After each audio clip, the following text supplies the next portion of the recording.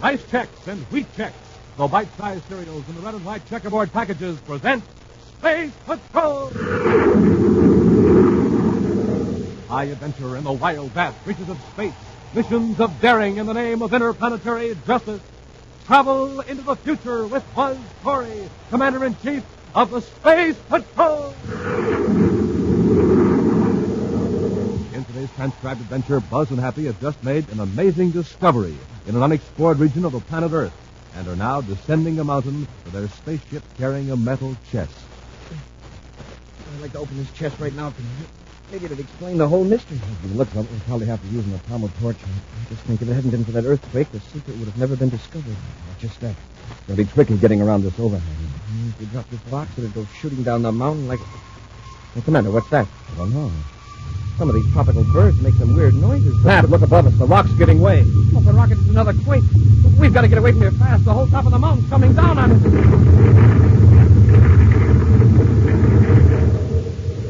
We'll return in just a moment with today's exciting Space Patrol adventure, The Strange Voyager. Space Patrollers, this is the very last time we can offer you our sensational cosmic rocket launcher. Right, Hap? Right. So if you haven't sent for yours yet, you better do it right now. Gang, you can float it or fly it. Smoking rockets, you sure can have a lot of fun with the Space Patrol Cosmic Rocket Launcher. Here's what you get. A swell red and yellow plastic rocket and a neat snap-on scout car. A stainless steel launching gun and a break-proof guide cord 33 feet long. To fly it, you just press the trigger on the launching gun, and down the guide cord that rocket flies lightning fast. It hits its target and automatically releases the snap-on scout car. To float it, you remove the rocket from the steel launching gun, detach the scout car, fill up a tub or basin with water, and send the rocket scooting over the surface. And Space Patrollers, don't forget, there's a special place inside the scout car for secret messages. Now, you can set up a window-to-window communication system with a pal next door. Jumpin' Jupiter, owning a cosmic rocket launcher means fun for you. Now, don't miss out. Remember, this is the last time we can tell you how to get one. Go ahead, Captain Two-Felt. Tell them how. Just send a Rice Chex or Wheat Chex box top, together with your name and address and 25 cents in coin, to Space Patrol, Box 686, St. Louis, Missouri. Don't forget your 25 cents. That's Space Patrol, Box 686, St. Louis, Missouri. This offer good only in the USA and may be withdrawn at any time. And now, today's Space Patrol adventure, The Strange Voyager. The city of Amazonia is known throughout the solar system as the largest spaceport on the South American continent. From the reclaimed forests, jungles, and plains of the vast Amazon Valley, food supplies pour into Amazonia for shipment all over the Earth and to other planets as well. A recent earthquake centering a few hundred miles from the city has caused damage to some outlying settlements and commercial installations. Commander Corey and Happy are in Amazonia, ostensibly to supervise relief operations, but chiefly to investigate a mysterious signal that has baffled communications experts. While Happy monitors the spacephone receiver, Buzz heads the Terra 5 toward the point where the last mysterious signal was heard. Below them, the lush forests have given way to dry, scraggly brush, clinging to the slopes of mountains. We're close to the source now, Hap. It's somewhere in that range right ahead of us. The signal ought to be popping on pretty soon, sir. Yeah, 14:35, just 25 and a half hours since the last signal. I've got the direction indicator all set for me. The instant the signal sounds, we'll pinpoint the transmitter. Just a few seconds to go. It ought to be coming through now. Are you sure you've got the exact frequency here? Yes, sir. I've got the scanner on just in case. Strange. For the last few days, that signal has hit in a 25 and a half hour interval of a split second. Well, if somebody's stranded out here, maybe they'll see our ship and contact us. It could be anywhere within a 50 square mile area. Look at that peak over there to the left. See that raw star on the side? Yes, sir. The earthquake must have caused a landslide there. Yeah, it really shook things up out here. There's a spaceship down there. Maybe that's where the signal's been coming from. The ship must be stranded. And it's down. Whoever's down there must have been unable to send a regular distress call. The signal was probably from an automatic transmitter. Now it's cut out. We'll land and investigate. A moment later, Buzz lands the Terra 5 close to the other spaceship. He and Happy climb down the ladder and make their way toward the private cruiser. It sure looks deserted, Commander. Well, this is an awful thought, but And whoever was in that ship might have been trapped by the landslide. I don't think so. If the ship had been here when the slide occurred, it would have been partly buried. The cruiser landed later. Yeah, you're right. We'll go aboard and look around. Pat, there's someone up in the mountainside. Yeah, and he's coming toward us. Ahoy there! Commander, do you see who that is? Yes, it's your talkative friend, Herbert Harrison, the fellow who works for Universal Biological. Yeah, the guy who got on my ear back at the communications center. Of all the people to run into clear out here. He's pretty excited. Look at him bound down that mountain. He'll break his fool neck if he isn't careful.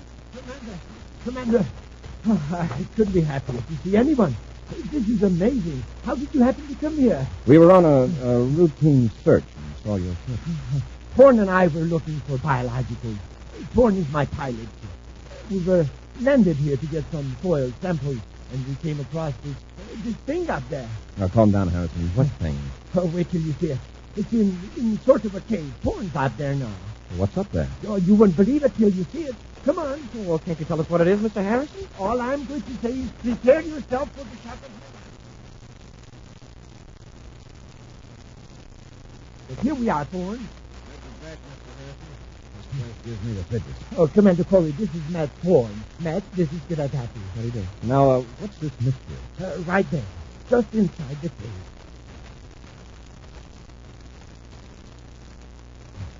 Smoking rockets. There's a man in there. Yes, and that's not all. He is alive. Alive? In that closed case? Suspended animation. Yeah, but how did he get in there? How long has he been there? Wait a minute, Happy. Harrison, how do you know he's alive? Just read what it says on the side of the case. See, it says in several languages. English, Spanish, German, Latin, French, and a lot of other ancient languages I can't read. Warning. This man is living under suspended animation. He can be revived. Instructions are in the steel cylinder fastened to the case. That's this thing here. But how long has he been in suspended animation? Look at his clothes. I've never seen anything like them. It's incredible. His clothes look like the type worn in Europe and the Americas in the middle part of the 20th century. The 20th century? Why, that's 1,000 years ago. You mean he... Oh, but, Commander, they didn't have suspended animation that long ago. Looks like they did, Cadet. I've had a chance to read this whole plaque. Somebody named Dr. Jardigan put this fellow in here in the year 1954. Why, then, that would make your guess correct, Commander, about the clothes, I mean. Oh, if we can revive him. Think what he could tell us about ancient history, about propeller-driven airplanes. Harrison, and how did you happen to find this cave? Well, lucky accident. Thorne and I saw this mountain from our ship. The quake damage and all. Just on the spur of the moment, I suggested we land and take some soil samples.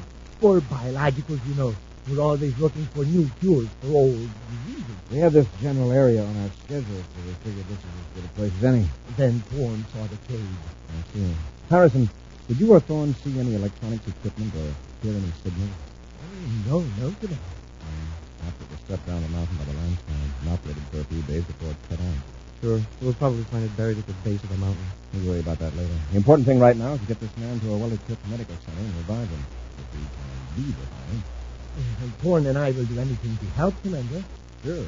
Oh, good. It'll take the four of us to move that case down the mountain to our ship. Harrison, you and Thorne take that end of the case. Hap and I'll take the front end. Carefully, the four men carry their strange burden down the side of the mountain toward the spaceship. At last, the precarious journey is finished. And Buzz orders them to set the case down beside the chair of fire. Set him down easy, man. Catch our breath and put him aboard the ship. Well, Commander, I suppose you'll be taking this fellow to Amazonia, to the hospital there. Well, that's the nearest place, but the Terra Medical Center is much better equipped. What? Oh, that box in the cave. What's that? A large chest of some kind back toward the rear of the cave. Didn't you see it? Come to think of it, I remember something back there. And even if it's not needed to revive this man, it might contain valuable information. Well, let's get this man on the ship, then we'll go back after that chest. All right, all together now. Thorne, watch out, huh? Oh, my hand. What's the matter? Lizard had bit me on the hand. I tried to warn him, sir. The lizard was right there by the corner of the cave. That's a poisonous variety, Thorne. We'll have to have that hand attended to right away and Hap go aboard the ship and get the first aid kit. No, I'll be all right. That bite could give you a lot of trouble, so it'll take a minute to run a blood test and we'll know how to treat it. No, never mind. I'll be okay. Commander, I'll take care of him. After all, my firm manufactures miracle drugs. I'll see that Thorne's hand is taken care of. I have complete facilities aboard my ship. Sure, Mr. Harrison will fix me up. Of course. In my work, I have to be prepared for poisonous insects, plants, reptiles, everything. Thorne has had worse accidents than this. That's right, Commander. I'll be okay. All right, Harrison. You fix Thorne's hand. Happy and I'll go after the chest. Come on. Yes, sir. Nice work. As soon as we get out of sight, we'll load the case in our ship and blast off. Wait. We've got to make sure no one will ever look for us or for our sleeping friend.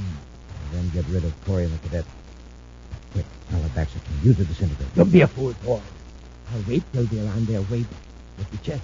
Then I'll use the disintegrator to start a landslide. And then it'll look like an accident. Exactly. Now get in our ship and treat that hand of yours. I'll dispose of Corey, and no one will ever know about the secret in the case.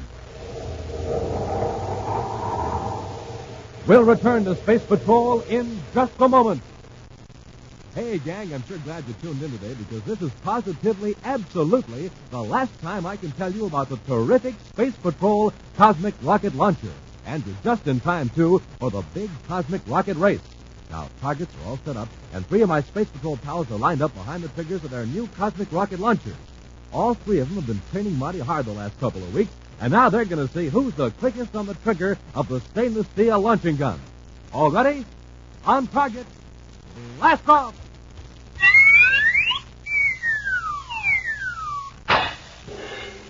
Wow, Space Patrollers, you should have seen it. 3 rockets traveling down 3 guide cords hit the target and wham, automatically released the scout cars.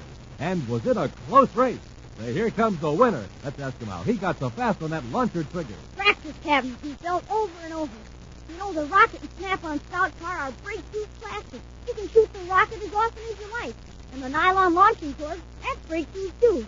As for real trigger action, there's plenty of it. Packed right into that steel launching gun. Yes, you bet there is. And Space Patrollers, you're in for plenty of action, too, when you get a cosmic rocket launcher of your very own. But you better hurry, because this is the very last time I can tell you how to get one. Yep, the last time on Space Patrol for the cosmic rocket launcher. So right away, today, send a rice check or wheat check, box top, together with your name and address, and 25 cents in coin, to Space Patrol, Box 686, St. Louis, Missouri. Don't forget your 25 cents. That's Space Patrol, Box 686, St. Louis, Missouri, and hurry!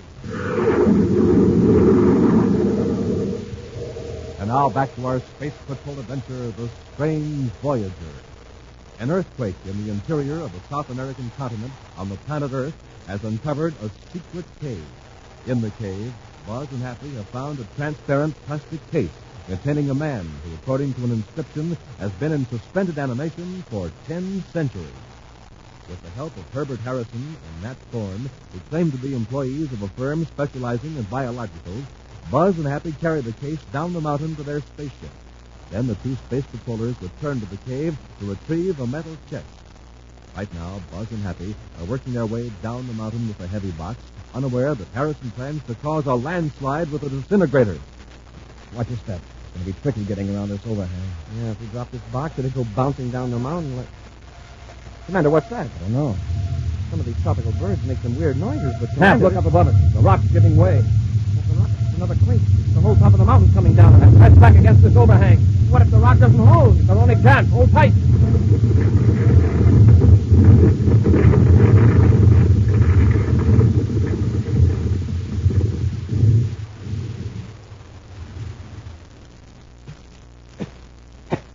Okay, huh?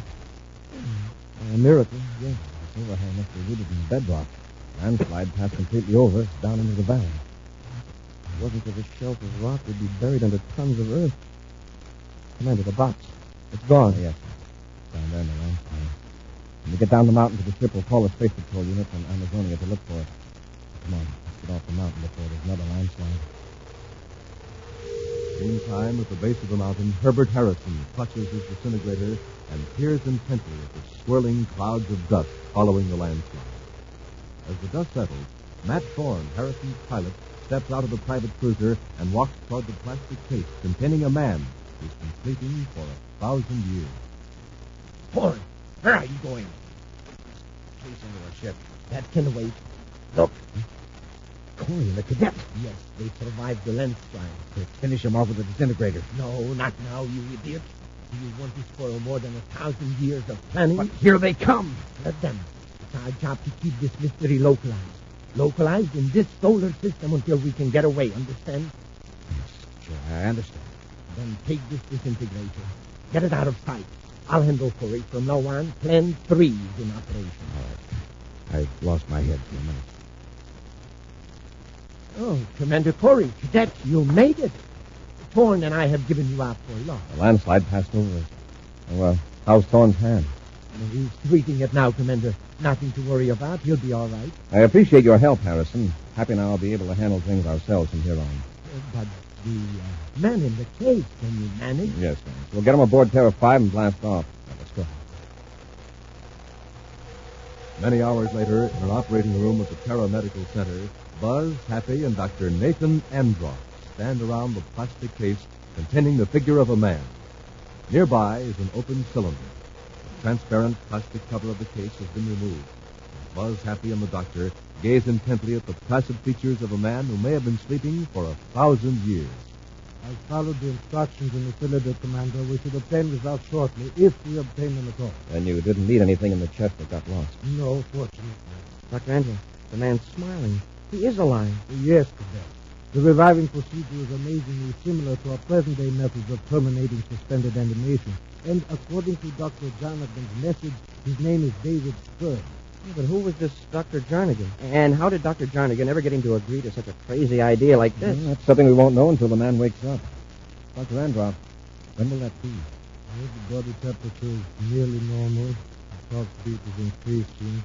The breathing is becoming deeper. And there's nothing abnormal about it, huh? Well, no, except for one thing. We have not been able to classify his blood. And he has an entirely different type of blood? So it seems. Of course, the obvious explanation is that his blood was radically changed by the process that put him to sleep for 1,000 years. Oh, sure. Hey, he's coming to. His eyes are open. Could be a terrific shock. Can you hear me? Can you hear me? Yes, I hear you. You are not Dr. Jonathan. You're in a hospital. You're carrying out Dr. Jonathan's instructions. Everything's all right.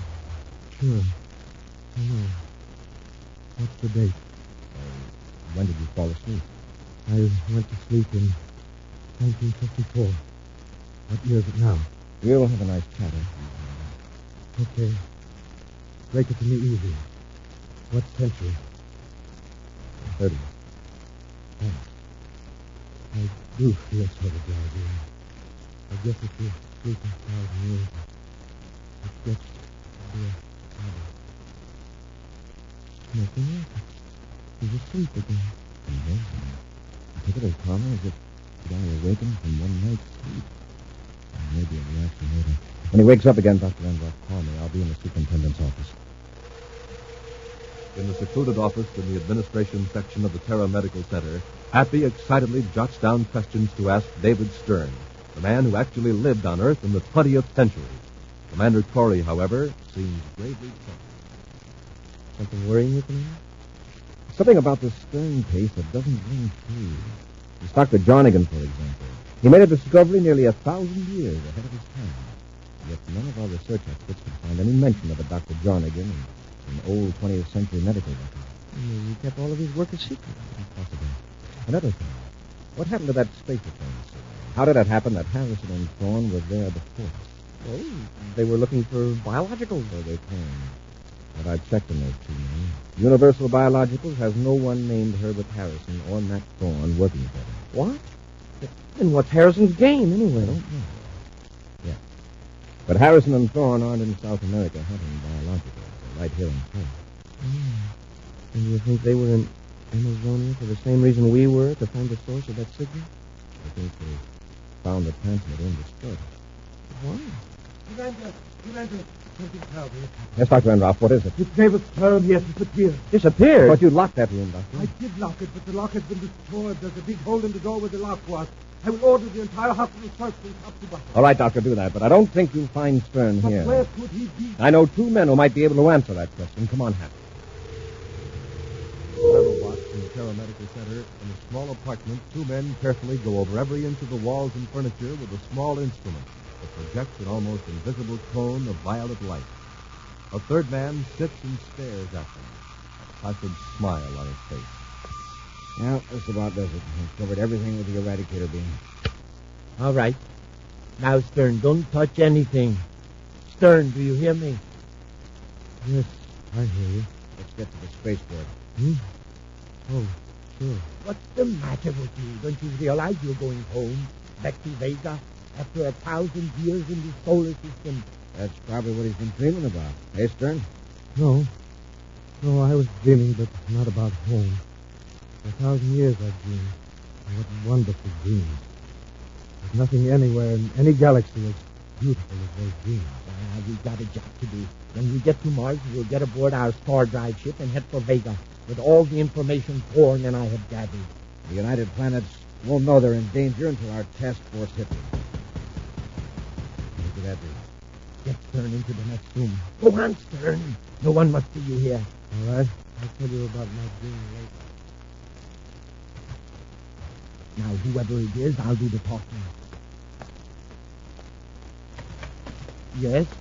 Well, it's Commander Corey. This is the crowd. I figured it would be. You finished your search for biologicals very quickly, didn't you? I was called back by the firm. I'd like to talk to you. Mind if I come in? Come right in, both of you. Thanks. Come on, Happy. Yes, sir.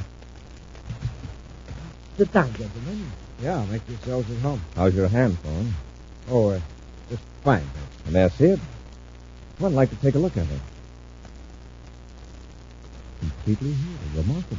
I told you we were well equipped to handle field emergencies. I see. Well, Harrison, I thought you might like to know about the suspended animation case. Oh, the man in the cave. I was going to ask about him. How is he? He disappeared from the hospital. Before I came here, I thought you might help us find him. Why, I'd like to help if I can, but searching for missing persons is a little out of my line. What is your line, Harrison? I told you, biological. I'm field survey agent for university. They never heard of you or of Thorne. There must be some mistake. I've been with them for years. What's in the next room? It's just a bedroom, Commander. And if I have a look? Come on, Happy. Stay right where you are, both of you, and get your hands up. Better do as Thorne says. Your solar system blood guns are crude, but quite effective. And David Stern is here. Yes, but he won't be for long. Thorne and I are taking him home after we dispose of you. And just where is home? Some other solar system, I suppose. You are right, Commander. Stern, Thorne, and I are from the constellation you call Lyra. To be exact, from the planetary system of the star Vega. Nothing like it. From another star system. Yes, Skipper. If you hadn't escaped the landslide, Thorne and I could have taken Stern away, and no one would have ever known that spies from another solar system had been among you. Well, then Stern hasn't been in suspended animation for 1,000 years. Oh, yes, he has. But there never was a Dr. Jarnigan. Stern arrived on your planet Earth before your era of space travel. He lived among you, learned your ways, your weapons. So your people could attack us, is that it? Yes. In 1954, he was ready to turn to Vega. But this star drive wouldn't function, so he destroyed the ship and concealed himself in that mountain under suspended animation. Why all this hocus-pocus about Dr. Jarnigan and hiding the instructions in the cylinder? In case Stern was ever found, we wanted no one to suspect he came from another solar system. What about the spacephone signal? Is that what brought you here from Vega? No. Thorne and I have been here for about 2 years. The earthquake in South America opened Stern's hiding place. Harris and I were on Mars at the time. We picked it up and came here to get Stern. Then you destroyed the transmitter. No, it was destroyed automatically when we were within a few yards of it. That was part of the original plan. There must be nothing to suggest that David Stern was not of the solar system. The transmitter, because of its unique design and strange materials, would have given away our secret. And Happy and I are the only people in this system that know about the coming attack from Vega. That is correct. In a moment, both of you will disappear, be disintegrated. Then when Stern and Thorne and I arrive at Vega with our data, our task force will blast off to conquer you. When do they expect you? They don't. Thorne and I are one of 100 scouting units scattered all over this galaxy. We are regarded as lost until we return. Let's finish him off and get going. All right, Thorne. I'll get the disintegrator. In the room with Stern. Keep them covered, Thorne. I'll be right back. Pat, get Harrison. I'll handle Thorne. Yes, sir. Drop that blaster, Thorne. Stern, get the disintegrator. Stern, do you hear me? I'm here, Harrison. Let them have it. I'll take care of everything, Harrison. Break loose, Thorne. Break loose. Those Stern can use the disintegrator. Let's go. Hurry, Stern. Let them have it. Sure. Everybody, stay right where you are.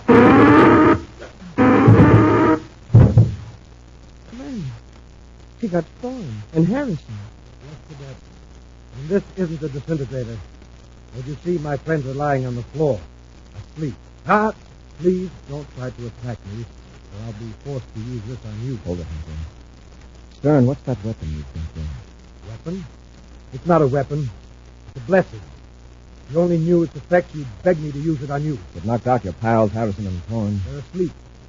Asleep the way you found me in the cave. Why'd you turn it on them instead of us? Because they're my friends. I want them to know the bliss of wonderful dreams. Everlasting dreams of beauty and peace. The dreams I enjoyed for 1,000 years. And you don't want them to go back to Vega. No. My people would only return here and bring war and pain and sorrow. The solar system is safe from invasion. Cap, take that suit down with his hand and be careful. Yes, sir. In just a moment, a preview of next week's exciting Space Patrol adventure brought to you by Nestle's Quick for the greatest tasting chocolate milk and those famous Nestle's chocolate bars. Last call! Last call! Space Patrollers, this is absolutely the final time we'll ever be able to offer you the great cosmic rocket launcher. You've got to act fast. Now remember, included in this terrific offer are the break-proof plastic rocket, the stainless steel firing gun, the 33 feet of tough nylon cord, and the plastic scout car, which is launched automatically in midair. Yes, you get all of them, and here's what you do. Ask Mom to get the big brown and yellow can of Nestle's Quick, the product that makes the richest, most delicious chocolate milk in the universe.